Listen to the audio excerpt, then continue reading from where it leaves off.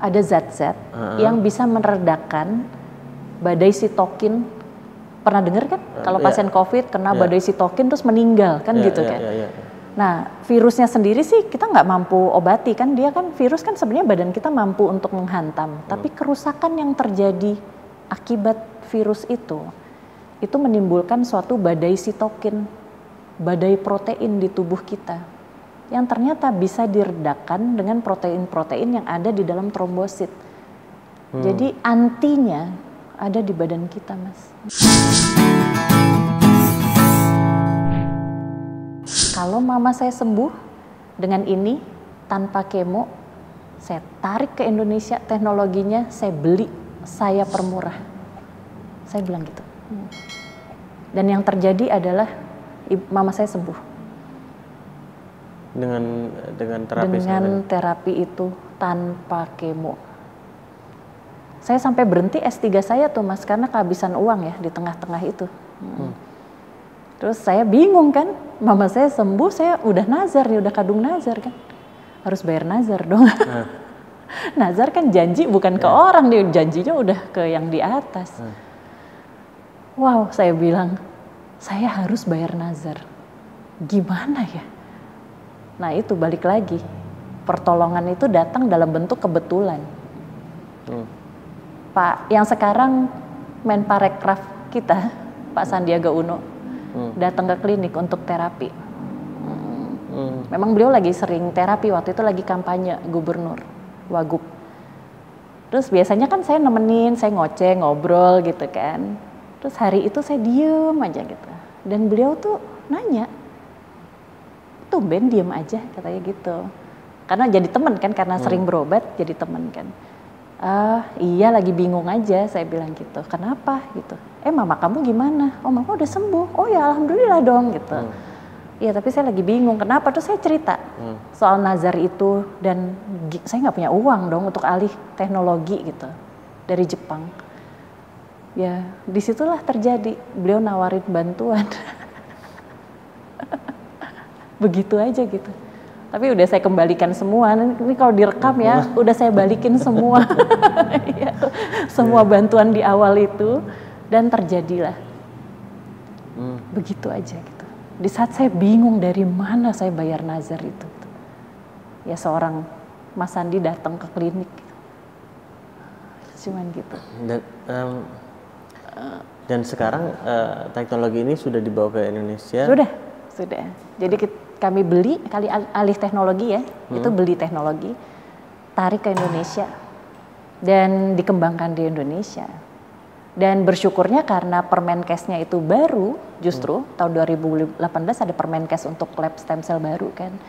Jadi justru itu di-approve semua, nggak hanya stem cell, tapi ini namanya imun cell terapi, di-approve juga dengan Permenkes yang baru. Ya itu balik lagi ya, sekarang saya pikir itu bukan kebetulan gitu, bahwa ada Permenkes baru yang keluar di saat saya lagi tarik teknologi itu dari Jepang gitu. Dan akhirnya semuanya legal kan, gitu. Sesuai yang memang kami cita-citakan gitu. Kami bergerak ya pinginnya kan legal dong gitu. Ngapain Mas kerja ngumpet-ngumpet, ya nggak? Kan nggak enak gitu. Mas makin banyak resikonya juga. Iya resikonya, deg-degan ya kan, kalau ini kan enak gitu. Legal aja banyak resikonya juga gitu kan. Iya. Jadi gitu. Nah yang lucu adalah terus habis itu kan Pak Ahok sama Pak Sandi kan pemilihan gubernur ya. Jadi saya tuh banyak banget gitu yang godain saya, pilih siapa. Saya bilang apa sih, kayaknya nggak ada kaitannya dengan politik deh ini. Perjalanan klinik dan lab ini ya. Mungkin bermanfaat buat semua orang kan, nggak ada golongan-golongan, nggak ada prioritas untuk partai tertentu misalnya, nggak ada. Harapan ke depannya apa dok jadi sekarang? Harapan ke depan, saya tuh mikir loh. Ada nazar lain juga. Saya yang pasti saya nggak berani nazar lagi. Ya alhamdulillah kebayar. Tapi sekarang dengan posisi bahwa sekarang lab itu sudah beres ya perizinan, kerjasama dengan berbagai rumah sakit mulai makin banyak juga. Dan alhamdulillah Allah memberi amanah, saya jadi staf pengajar sekarang kan di FKUPN kebetulan. Jadi ya Saya tuh sempat mikir juga sih kemarin waktu Mas nelfon. Saya tuh ingat loh dulu Mas nanya ke saya, what is your purpose of life gitu kan. Dan saya waktu itu kan belum bisa jawab, apa ya gitu. Terus saya ngeliat-liat YouTube Mas, apa sih tujuan hidup tuh apa sih sebenarnya, pertanyaan itu tuh apa gitu. Nah pertanyaan itu adalah sebenarnya kan purpose kita hidup adalah sesuai kita diciptakan. Sebenarnya pencipta kita yang ya kan memberikan tujuan itu kan pencipta kita kan Allah. Dan sekarang saya tahu adalah sebagai dokter, sebagai guru. Ya, dokter adalah guru kan? Ya, itulah tujuan hidup saya. Dan itu yang akan saya jalankan ke depan. Jadi guru untuk diri saya sendiri dulu, untuk tim saya, anak saya, keluarga, masyarakat, pasien, murid-murid semuanya gitu. Kalau memang jalannya adalah seperti ini dengan teknologi baru harus tarik lagi. Mas sudah tahu belum sih yang terakhir? Apa itu? Teknologi yang baru lagi? Belum tahu ya. Belum. Itu saya belum sempat cerita. Apa itu? COVID. Oh, terkait dengan vitamin bukan ya? Bukan yang vitamin. Ternyata salah satu yang bisa meredakan badai sitokin pada COVID yang bikin penderita COVID meninggal, zat-zat tersebut tersimpan di dalam trombosit Mas. Tersimpan di dalam trombosit pasien itu. Bulan September kemarin kami menemukan hipotesis itu dan bersambut dengan uji klinis di Rumah Sakit Koja. Saat ini sedang berjalan menuju ke fase 3. Fase 1 dan 2-nya sudah selesai. Fase 1, 2, 3 itu apa dok? Fase kalau kita uji klinis di kedokteran sebelum kita menyatakan bahwa ini beneran bisa gitu ya, aman dan terbukti efektif, kita harus melakukan serangkaian uji klinis Mas namanya. Jadi pertama harusnya di sel dulu, itu udah lewat dulu ya. Terus ke binatang, itu juga udah pernah. Nah terus habis itu ke manusia, fase 1, 2, 3, ya minimal itu dulu. Fase 1-nya adalah untuk safety-nya. Jadi bulan September lalu, ya itulah titipan Allah berikutnya gitu ya. Saya tuh kaget dengar berita teman saya meninggal karena COVID dan beliau dokter, spesialis, seumur saya. Dan saya tuh kayak, yang saya tuh sama sekali nggak pernah berurusan dengan COVID karena sekarang kan saya prakteknya di klinik aja kan, dan saya ngajar gitu. Saya nggak kerja di rumah sakit, tidak menerima pasien COVID juga. Dan pada titik itu saya merasa balik lagi kayak tertampar bahwa kok pengobatan ini belum bisa gitu, belum berhasil gitu. COVID ini kita belum mampu tangani. Jadi saya keluar dengan hipotesis bahwa ini semua bisa diredakan dengan tubuh pasien sendiri. Dan zat tersebut tersimpan di dalam trombosit. Lalu kita coba serial case reportnya berhasil, maju lagi di Rumah Sakit Koja minta untuk uji klinis fase 1, direktur setuju. Lalu karena Rumah Sakit Koja kan rumah sakit Pemprov ya. Terus saya lapor Pak Anies, masuk ke PTSP di ACC. Terus ya udah, terus berjalan dan fase 1-2-nya sudah terlewati, angka kematian turun Mas, alhamdulillah. Ya, walaupun kami harus uji lagi di fase 3 sih. Jadi di dalam trombosit kita ada zat-zat yang bisa meredakan badai sitokin. Pernah dengar kan? Kalau pasien COVID kena badai sitokin terus meninggal kan gitu kan. Nah, virusnya sendiri sih kita nggak mampu obati kan, dia kan virus kan sebenarnya badan kita mampu untuk menghantam, tapi kerusakan yang terjadi akibat virus itu menimbulkan suatu badai sitokin, badai protein di tubuh kita, yang ternyata bisa diredakan dengan protein-protein yang ada di dalam trombosit. Jadi antinya ada di badan kita Mas. Jadi itu berarti diambil atau darah kita aja, darah pasiennya diambil, konyolnya hanya 24 cc, 1,5 sendok makan Mas. Orang-orang kan bingung 24 cc itu banyak atau sedikit, 1,5 sendok makan tuh banyak atau sedikit saya bilang. Ya, terus diproses secara khusus dan teknik itu sedang kami daftarkan juga ke hak cipta gitu. Jadi trombositnya tuh dipecah, proteinnya keluar, dikembalikan lagi ke pasien. Jadi nggak perlu cari-cari donor sih sebenarnya. Jadi waktu itu pemikiran saya adalah kita harus menemukan teknik yang mudah, amannya nomor 1 sih, aman dulu, mudah dikerjakan, bisa dikerjakan di seluruh Indonesia, murah dan nggak pakai cari-cari donor. Itu aja sih mikirnya. Jadi dari tubuh sendiri, Mas. Dan alhamdulillah ya sudah mau masuk fase 3 sih. Di titik kita rekaman ini mau masuk fase 3. Insya Allah bisa segera di... Ya, dan karena kami sudah publikasi paper yang di awal itu, India nih kan di titik ini lagi kewalahan sekali ya. Jadi saya dapat message sih dari India, mereka minta tolong. Tapi sayangnya cara pemrosesannya kan butuh barang-barang juga kan, dan barang-barang itu nggak bisa kami kirimkan ke India sih karena pengiriman ke sana kan terhambat ya. Itu sih. Saya sedih sih sebenarnya. Saya berpikir aduh mudah-mudahan ya ada titik di mana kita bisa nolong mereka juga. Dan gitu. ini apa? Sorry, ini kita bicara kayak pengiriman barang-barang ini maksudnya apa ya? Sorry. Buat proses darahnya infrastruktur itu. Kah atau? Enggak, barang aja. Reagen-reagen lab ya sebenarnya ya. Tabung-tabung darahnya, cairan untuk memproses supaya trombosit itu pecah gitu. Dan itu tidak di sana nggak ada gitu? Saya nggak yakin di sana masuk karena buatan Amerika kebetulan. Dan India tuh kan terkenal mereka sering memproduksi barang sendiri ya. Kami sudah mengecek sebelum kami launching uji klinis itu sebenarnya kami udah ngecek tuh tabung mana sih yang bagus. Mungkin dengan isi yang sama, tapi merek yang berbeda tuh ternyata beda Mas gitu. Dan di Indonesia juga susah loh tabung itu. Sampai akhirnya kami yang minta secara khusus ke perusahaan tersebut. Saya minta tolong disampaikan ke pusat bahwa kami minta servis produksi harus jalan untuk kami gitu, minimal untuk Indonesia dulu saya bilang. Jadi ya things like that ya, nggak cuman sekedar idenya itu keluar, idenya itu terbukti, tapi lalu ada nggak nih semua barang-barang itu terjamin nggak ke stoknya gitu.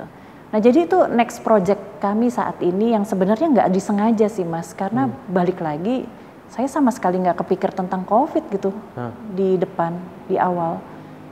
Sampai teman saya berpulang. Dan ada kekhawatiran ini nanti dipertanyakan lagi nggak? Pasti. Ini kan tadi bidangnya apa, sekarang jadi ikut ngurusin COVID juga gitu. Jadi pas akhirnya terbukti di pasien-pasien yang awal ya di uji klinis fase 1, tahu nggak yang kepikir sama saya apa? Aduh, gini lagi deh jalannya, mesti meyakinkan lagi dan pasti akan kena pertanyaan yang begitu besar. Tapi kayak ya udahlah, udah pernah kan jalanin kayak gini. Ya udah sabar-sabar aja. Dan sebenarnya sih kami tim saya tuh lagi punya project yang lain, Mas. Kami ingin research untuk kelainan bawaan lahir di bidang bedah plastik gitu, di luar sumbing sih, lain lagi. Nah itu tuh sebenarnya lagi bikin project itu, terus kayak belok gitu ke COVID yang dana-dana riset kami harus masuk ke sana gitu kan. Jadi ya udah deh, dinikmatin aja. Saya bilang ya enjoy the journey aja deh. Saya bilang ke tim. Balik lagi Mas, nanti juga kayak gitu lagi. Harus membuktikan, harus publikasi, dipertanyakan, mungkin dengan tanda tanya bahwa yakin lo gitu, bener gak gitu, bener gak sih nih anak gitu kan, ya itu semua kan akan keluar lagi gitu. Dok, ini pertama saya mau terima kasih banyak sama dokter udah sharing dan saya yakin semua yang nyimak juga pasti akan menyampaikan hal yang sama untuk berterima kasih sama insight yang dokter berikan juga. Saya terima kasih sama Mas nih, kesempatan ini jadi ada gitu kan. Saya sangat berterima kasih dan saya masih ada pertanyaan tapi dok. Gak apa-apa, silakan. Ya. I'm here. Dari perjalanan dokter, kalau dokter melihat ke belakang gitu ya. Iya.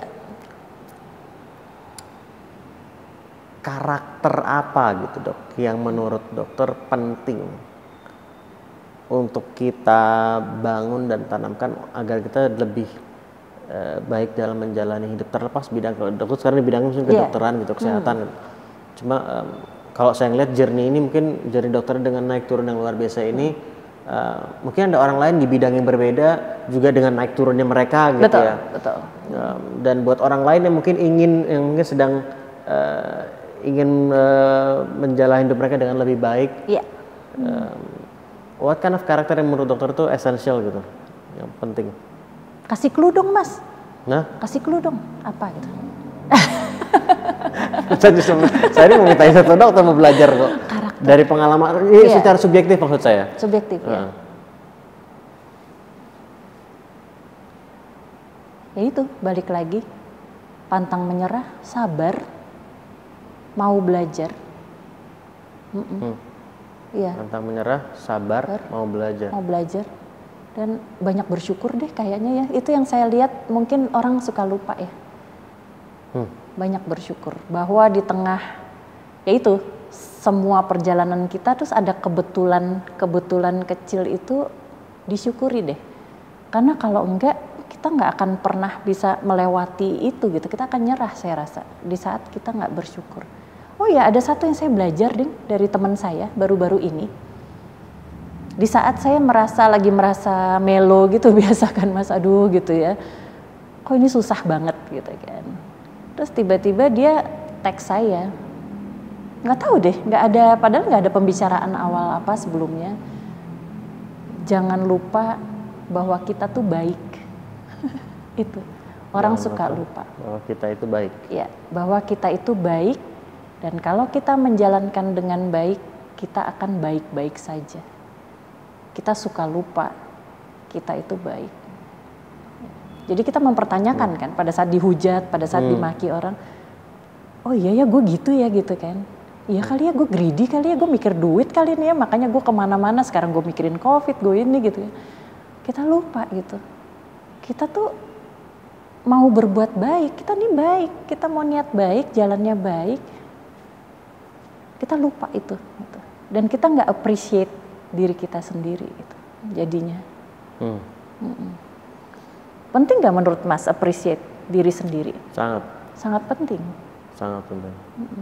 Itu saya kaget sih waktu saya di teks begitu, terus kayak apa ya, terus saya sampai nyari-nyari pembicaraan kami sebelumnya, apa nggak ada apa-apa sih, tahu-tahu aja gitu. Iya, kayak ya teman saya tuh cuma ngingetin saya aja sih, appreciate yourself. Tadi dokter bilang terkait bersyukur, banyak bersyukur. Saat kebetulan dalam tanda kutip itu yang mungkin dibilang kecil tapi sebetulnya nggak kecil gitu ya. Sebenarnya nggak kecil dan nggak kebetulan. Cuma kan kadang nggak kebetulan dan nggak kecil. Gitu. Jadi semua ini kita serba tanda kutip semua. Iya. Jadi kan kesimpulannya kan kadang-kadang kan kita gitu, kebetulan nih enggak lah gitu, nih pas aja, besok juga nggak gitu kan kadang-kadang. Itu enggak loh. Tapi buat orang yang merasa kebetulan yang tidak terjadi dalam hidup mereka, merasa seperti itu gitu.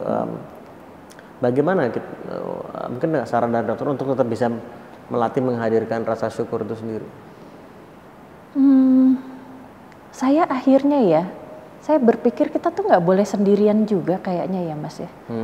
Pada saat kita tuh sendiri dan kita merasa sendiri itu pikiran-pikiran negatif itu kan keluar gitu. Ya mulailah mencari teman yang sevisi menurut saya sih. Dalam perjalanannya jangan pernah berpikir Anda akan sukses sendirian gitu.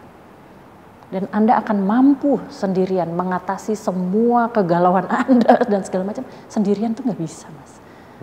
Itulah mungkin yang namanya law of attraction kan, itu ada kan. Saya suka banget tuh buku The Secret. Itu kayak waktu baca itu kayak tiap berapa halaman, oh ini gue alamin. Pas buka, ini nih gue ngalamin juga gitu kan. Tapi itulah gitu.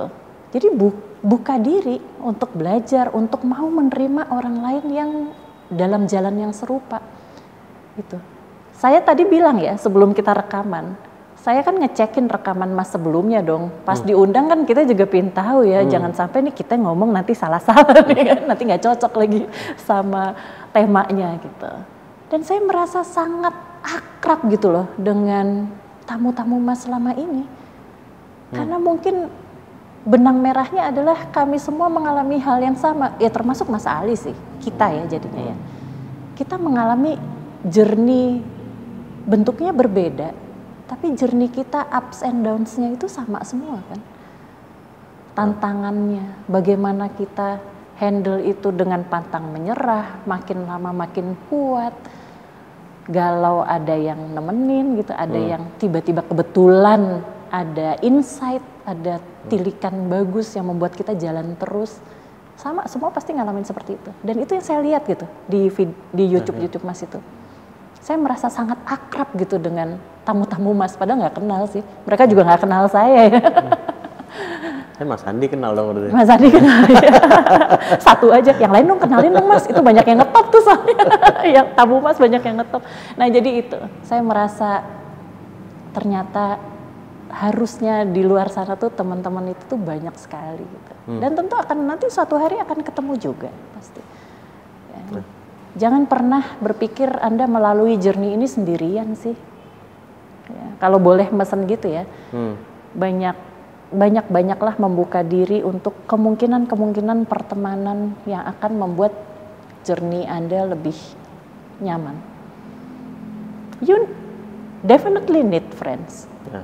Dan buat kalian semua juga nih, YouTube-nya Dr. Karna juga ada di bawah. Kalau lihat di YouTube, di description videonya ada ke sosial medianya, ke YouTube-nya juga ada, bisa terima langsung kasih. Iya, semoga berguna.